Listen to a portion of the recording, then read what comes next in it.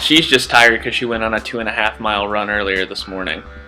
Hey Detroiters, today's Wednesday, August 7th, 2013, and because last week's video was a little politically charged and somewhat serious, I decided to do something a little more fun.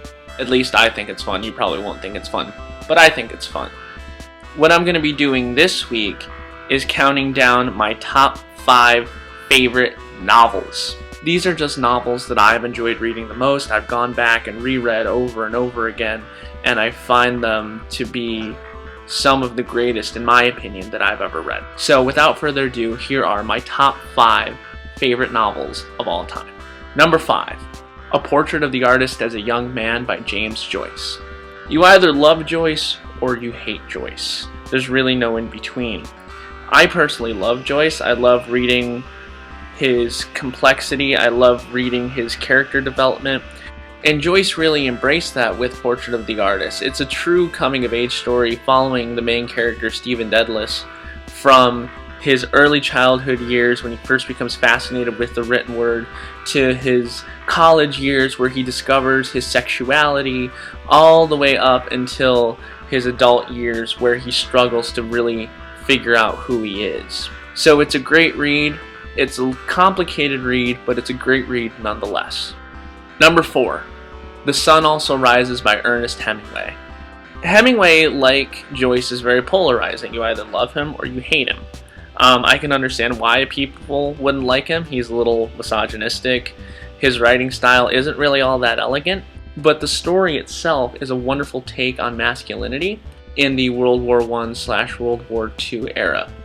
The main character of the story is left impotent from an injury in the war, and the woman that he loves wants to marry him and she loves him very much, but she's scared of the fact that he's impotent.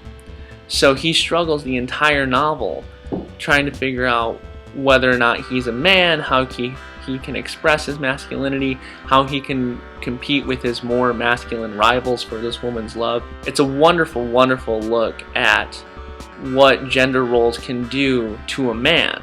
And it's a very interesting story coming from Ernest Hemingway, who, as we all know, is traditionally shoot first, ask questions later, and let's not talk about feelings kind of guy.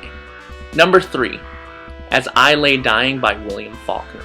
The story is told from the perspective of different family members as the mother of the family is dying. So each family member, from the youngest child, which I believe is about 6 years old, to the father, who is in his 50s, coping with their mother's death in different ways, while also dealing with their own personal problems. There's a whole lot of dysfunctional family, and there's one son trying to keep them all together, much like Arrested Development. But the way in which the novel is written is beautifully simple, yet beautifully complex. It allows for different perspectives, and it really shows William Faulkner's talent as a writer to really capture the spirit of a 6-year-old boy, a 17-year-old girl, a 20-something carpenter, and a 50-something old man as his wife is about to die. It's a really, really wonderful read. Not a simple read, but definitely take some time and check it out.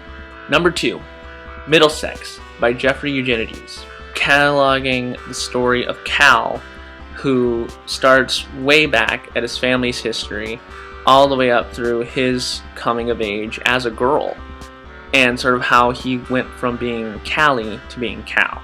It really expresses a lot of the immigrant saga, which is something, again, you all know, is something I'm very familiar with.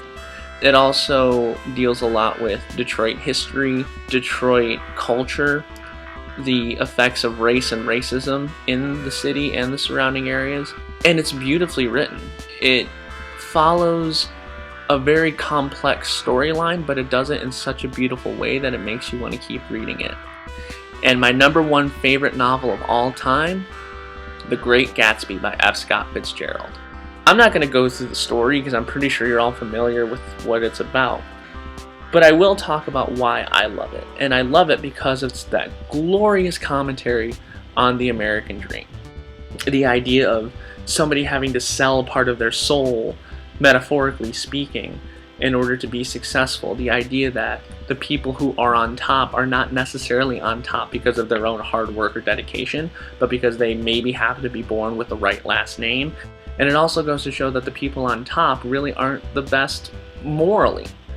So we get Jay Gatsby, we get Nick Carraway, who's sort of our ambassador from the upper class to the common folk, and I just think it's a wonderful commentary on class relations, on race, on what we expect of people of a higher social status, and why maybe achieving higher social status isn't necessarily the best thing for us. Good luck to those going to trivia tonight. Hope you guys come home with the victory. Everyone else, I will see you all next Wednesday. Bye.